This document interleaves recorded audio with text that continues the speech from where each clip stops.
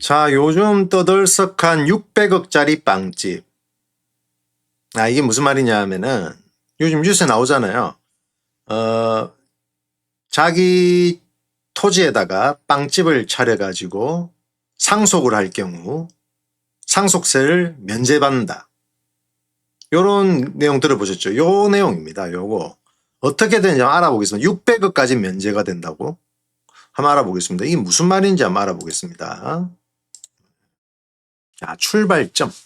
일단 왜 상속은 부의 대물림. 이거부터 알아보겠습니다. 자, 한국의 상속세 설계는 강한 사회적 전제가 있죠. 왜냐하면 이제 재벌 중심의 경제 구조고 상속으로 부를 물려받는다는 요런 게 강하기 때문에 인식이 이제 상속에 우리나라가 이제 강하게 과세를 매기게 되죠.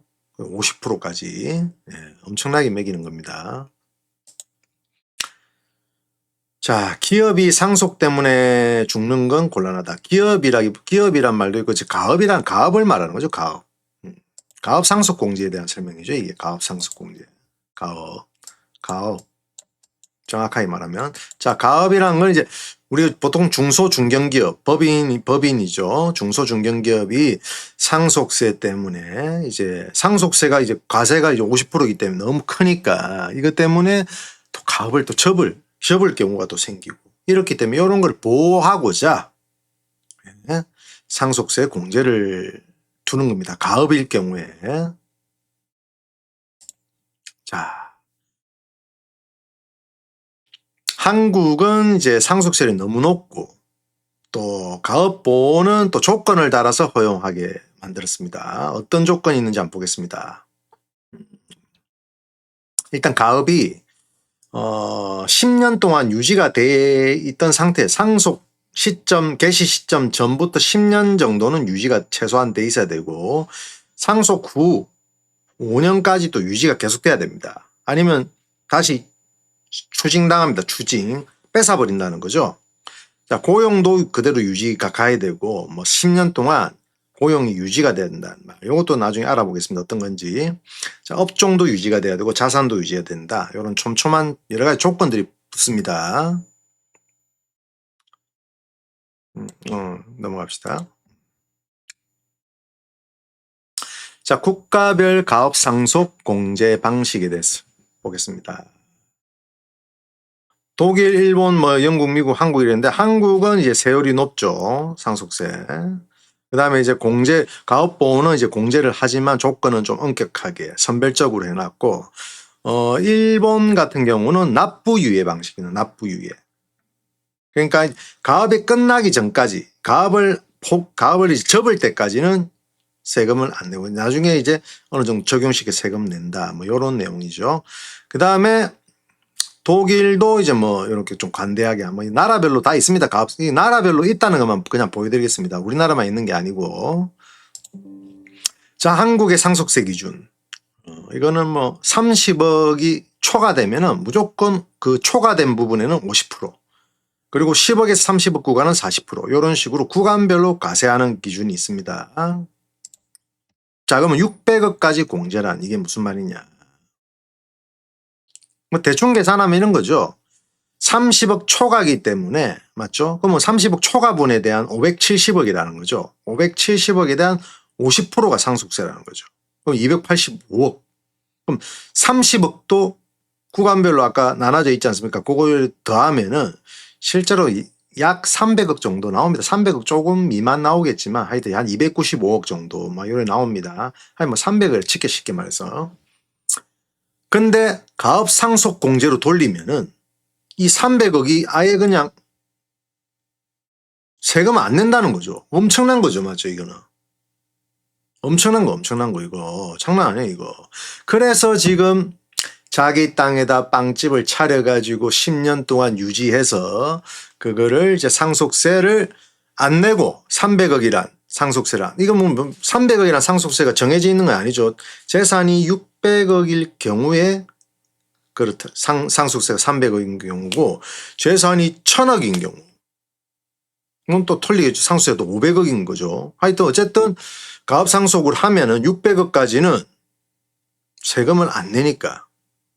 나머지 추가 재산의 부분만 세금을 내면 되니까 엄청난 혜택이란 거죠. 그래서 자기 땅에다가 빵집을 차려가지고 요걸 요렇게 한다는 요런 게 있습니다. 이게 이제 편법을 사용한다는 건데, 뭐 이거 조사를 해보면 나오겠죠, 맞죠? 안 나오면 말이 안 되는 거죠. 이렇게 크게 세금을 면제받는 건데 조사가 그렇게 쉽게 뭐 이렇게 진행되지는 않겠죠. 자, 내 땅에 빵집 하나 열면 가업이 되느냐? 사람들이 궁금해하는 게, 그럼 직원이 몇 명이면 되는 거냐? 몇 년만 버티면 되는 거냐? 뭐 이런 거 한번 알아볼게요. 자, 직원 수는 실제적으로 이거 막 가족 위주로 돼 있으면 안 됩니다. 무조건 타인이 직원으로 있어야 됩니다. 맞죠? 그 타인 고용유지 조건의 의미를 가질 수 있을 정도는 한 5명 정도까지 이렇게 안정권에 포함한다 이렇게 보는 거죠. 경계선은 또 3, 4명일 수도 있습니다. 3, 4명. 하여튼 가족 위주의 직원만 있으면 안 된다는 거죠. 자, 규모가 어느 정도여야 하는가, 빵집이. 땅은 1000평인데 막 빵집은 3평이다. 근데 뭐 그래서 뭐 안 되느냐? 그런 기준은 없습니다. 근데 주가 가업인지 아니면 이 사업의 주된 목적이 땅인지 주와 부를 이렇게 구별할 수 있을 정도가 돼야 됩니다. 근데 만약에 이제 이게 뒤바뀌면 땅이 주가 돼버리면은 이제 문제가 된다는 거죠. 그거는 보면 알겠죠, 맞죠? 빵집에 아무 작아도 매출이 어느 정도 일어나고 직원 수가 있고 매출이 어느 정도 일어나면은 이거는 이제 가업상속의 규모로 보는데, 땅은 막 1000억짜리인데 뭐 매출이 뭐 500만 원 일어나든 뭐 1000만 원 일어나든 뭐 요래 되면은 뭐 이거는 좀 문제가 되지 않겠습니까? 맞죠? 뭐 이거는 정확한 건 아니지만 아마 이거는 이제 이거 조사하는 데서 뭐 국세청이겠죠. 거기서 다 알아서 하겠죠. 맞죠? 정확하게. 자, 업장 유지 기간은 상속 개시 전 10년 동안 유지가 돼 있어야 됩니다. 자, 상속 개시 후에도 5년.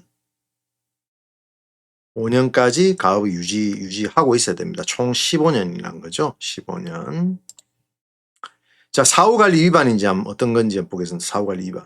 물론 뭐 갑자기 상속하고 나서 뭐 직원이 줄어든다든지 가족끼리만 운영한다든지 업종이 변경된다든지 뭐 여러 가지가 있겠죠. 요건을 위반한다든지 뭐 이런 거 포착되면은 이제 어떻게 되는지 바로 벌금은 아니고 사실 확인을 한답니다. 자, 정기 사후관리, 세무조사, 타과세 과정에서 연동을 확인한다는 거죠. 자, 가업상속공제 취소 결정을 하겠죠. 잘못되면 못했다고, 사후 요건 충족하지 못했다고 판단되면 가업상속공제를 취소. 자, 취소합니다. 그럼 어떻게 되겠습니까? 세금 내야 되겠죠. 상속세 다시 내는 거죠. 상속 당시의 과세 표준, 상속 당시의 세율로 내는 겁니다. 자, 그 다음에 뭐 당연히 가산금도 부과되겠죠, 맞죠? 당연히 부과되겠죠. 당연한 거겠죠, 뭐 이거는. 자, 가업 상속 공제의 원래 취지는 뭐냐면은 그 가업을 보존하기 위해서는 보호장치입니다. 보호장치라는 거죠.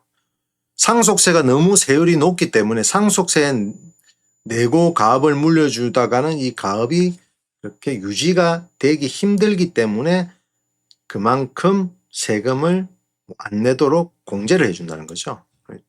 좋은 취지라는 거죠. 좋은 나라에서 좋은 취지라는 거죠. 자, 국가 입장에서 보면 관리할 가치가 있는 기업이다. 일자리를 만들죠. 직원들 일자리 만들어주죠. 산업생태계에 포함되죠. 세금을 또 계속 내겠죠.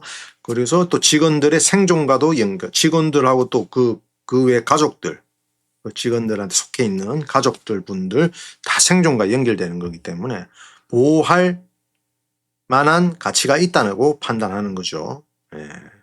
그러면 뭐 개인이 하는 이런 개인 사업자 이런 건 해당 안 되는 겁니다. 자, 가업상속공제는 뭐냐? 재산이 얼마냐, 공제가 얼마냐, 요런 게 중요하다고 보면 안 되고, 사실은 이거 가업을 상속세 내고 나서 이 가업이 줄어들고 가업을 유지 못하는 거를 이제 막기 위한 보호장치를 마련하는 제도인데, 이거를 이제 편법을 하기 위해서 자기 땅에 이렇게 빵집을 차려가지고 10년간 유지해서. 근데 그 만약에 빵집 차려가 10년간 유지했다 칩시다. 만약에 편법 그 600억을 그 공제받기 위해서. 그러면 그 600억을 공제받기 위한 이제 현명한 방법으로 빵집을 차려야 되겠죠. 만약 하려면 또 맞죠. 여러 가지 조건이 엄격하게 까다롭기 때문에 그걸 조금이라도 하나 틀리면은 조건이 안 맞으면 그냥 되는 거고, 또 10년이란 세월 동안 그 사업체를 운영한다는 게 쉬운 게 아닙니다. 맞죠? 그 조건 하에서 그 엄격한 가업상속공제의 엄격한 기준이 있는 그 조건 하에서 10년 동안 유지한다는 조건 자체가 그게 엄청 쉬운 게 아니고 리스크가 분명히 있죠. 갑자기 매출이 안 일어나면 어떻게 할 거야? 그럼 바로 그냥 조건에 바로 그냥 탈락되는 건데, 매출이 없으면. 쉬운 게 아닙니다. 그러니까 일부러 막 그냥 갑자기 차려가지고 막 10년을 유지해가지고 내가 상속을 이렇게 상속세를 피하겠다. 그런 현명하신 분들도 계시겠지만, 그거는 이제 이걸 잘 가려야 되겠죠. 맞죠? 어떤 게 더 유리한지. 맞죠? 근데 재산이 엄청 많은 분들은 600억이 아니고 몇천억 있는 분들은 이거 해당 안 됩니다. 600억 가지고, 그리고 600억을 만약에 50% 300억 내고 10년을 이렇게 300억 내버리고 그냥 그냥 300억 내버리고 그냥 300억 가지고 돈을 굴리느냐, 아니면 10년 동안 가업상속을 해가지고 거기에다 리스크를 안고 해가지고 상속세 면제를 받느냐. 기회비용이란 게 있잖아요. 맞죠? 예, 그 돈을, 그러니까 상속세 내기 전에 10년 동안 유지를 해야 돼. 10년 동안 기회비용을 만들면은 오히려 돈이 훨씬 더 재산을 불릴 수가 있는 방법이 여러 가지가 있기 때문에, 이거는 가업상속공제는 이거는 10년 동안 이 재산이 묶여버리는 거잖아요. 맞죠? 예, 그런 것도 있습니다. 맞죠? 예, 그런 거를 아마 잘 따지셔야 될 것 같아요. 그냥 쉽게 그냥 빵집 차린다고 되는 건 아니라, 쉽게 말해서 쉽게 그냥 빵집만 차린다고 되는 거 아닙니다. 그렇게 할 것 같으면 진짜 깨구리도 하게. 예, 예, 그렇죠? 예, 여기까지 하겠습니다.